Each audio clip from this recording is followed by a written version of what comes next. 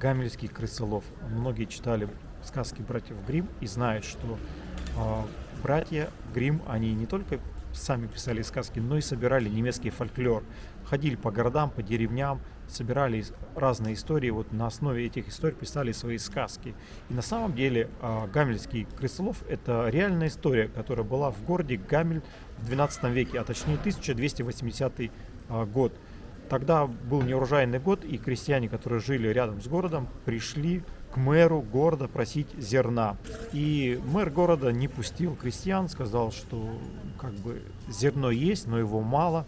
Крестьяне стояли под воротами и просили, чтобы хоть какую-то часть зерна мэр мог предоставить крестьянам, продать за любые деньги. И когда крестьяне, простояв под воротами несколько дней, наконец-то получили доступ к зерну, то мэр продал за очень большие деньги зерно крестьянам.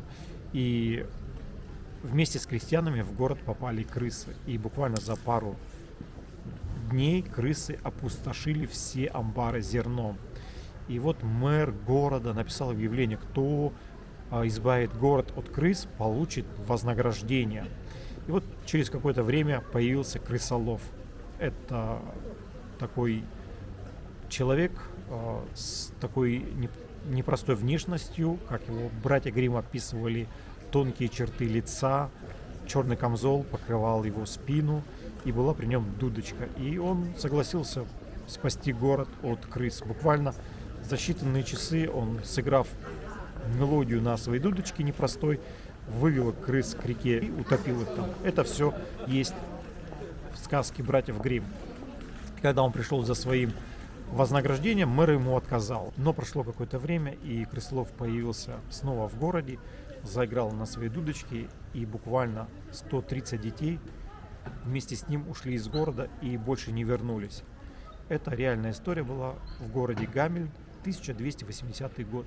И вот по этой истории братья Гримм написали свою сказку. Идя по главной улице города, можно заметить вот таких крыс. Они прямо впечатаны в брусчатку, и это дорога крысолова.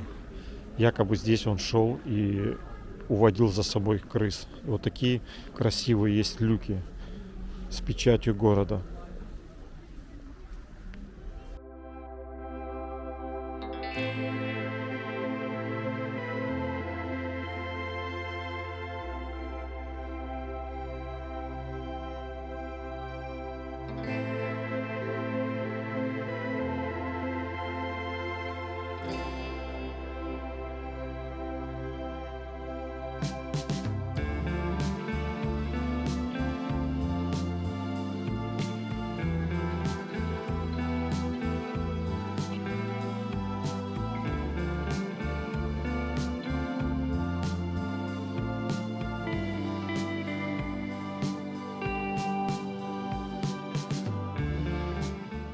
Мы зашли в немецкий ресторан. Я заказал себе свинину. Называется улытка свинины с картошкой и с капустой. Это такая традиционная немецкая еда. Так что попробуем. Посмотрите, это мне надо все съесть. Такая вкусная улыточка и капуста и картошечка. Так что буду пробовать, я думаю, будет вкусно. Вам показать переход. Мы идем вечером в старый город погулять. Вот развязка дорожная. Вроде движение не такое интенсивное, как в большом городе, но здесь нет светофора, потому что здесь есть подземный переход. Вот в таком маленьком городе надо идти по подземному переходу. Это очень удивительно для меня, потому что, мне кажется, легче было поставить светофор. И вот буквально за минуту мы перешли улицу по такому переходу. Между прочим, здесь удобно. Можно и на велосипеде, и пешком перейти дорогу. Это есть символ города. В египетском костюме все как положено. Правильно, так и надо. Зато туристов привлекают. Что мне нравится, и моей супруге, что в таких маленьких городках вечером пусто и очень безлюдно. Можно просто пройтись да, и уютно в тишине по главной улице посмотреть окружающие дома. И, кстати, мы сейчас идем в кафе и посидим спокойно, насладимся вечером, плюс 13 градусов, и попьем какао и капучино. Так что, ребята, всем хорошего вечера.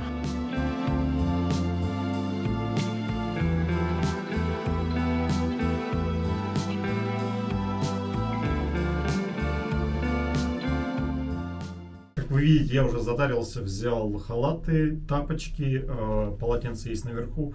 Короче, сауна и паровая сауна ждет нас на самом 9 этаже. Вид на город шикарный. Отдыхаем и наслаждаемся выходными. Погнали! Вечером вернулись в отель. На 9 этаже есть сауна и паровая сауна. Самое интересное, что в сауне есть окно, и когда сидишь и паришься или просто греешься, у тебя открывается вид с 9 этажа. Это полностью виден весь город. Это вообще классно. Так что сейчас я иду и немножко прогреюсь.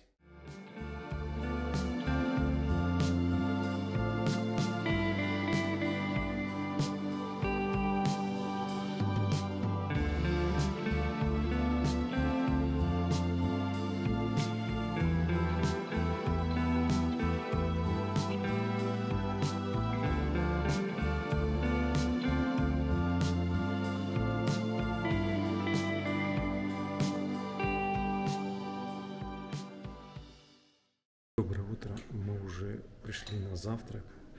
Отель 4-звездочный, завтрак шикарный, выбор просто огромный. Глаза разбегаются, не знаю, что взять, так что буду пробовать все и понемногу. Давайте посмотрим и полюбуемся местными экспонатами. Музей небольшой, но очень интересный. Сейчас мы находимся на самом высоком этаже музея. Здесь 3 этажа. И как видите, здесь есть деревянные балки. Это одно из самых старых зданий города.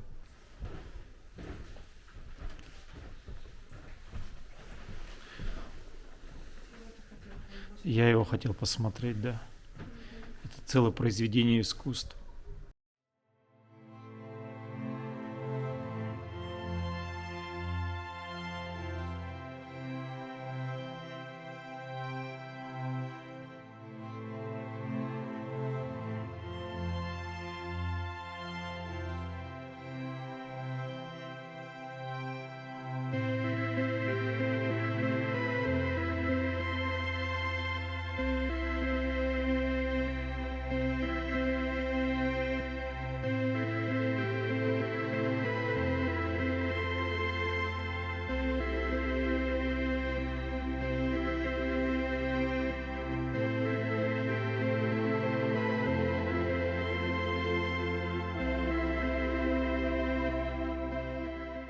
Перед вами местная школьная парта 1900 года. Проходят эпохи, меняются столетия, но не меняется одно – это на партах писать свое имя. Посмотрите. Без разницы, какое время, всегда были школьники, которые чертили или ножиком писали свои имена. Посмотрите. Вот такая парта. Ранний сейф. Потому что столько замков, они все как-то так причудливо закрывались. Здесь вот такие навесные замки, плюс внутренний замок был. И уже когда открывал крышку, тут еще один был дополнительный замок, и там хранили сокровища. Вот такие были раньше сейфы.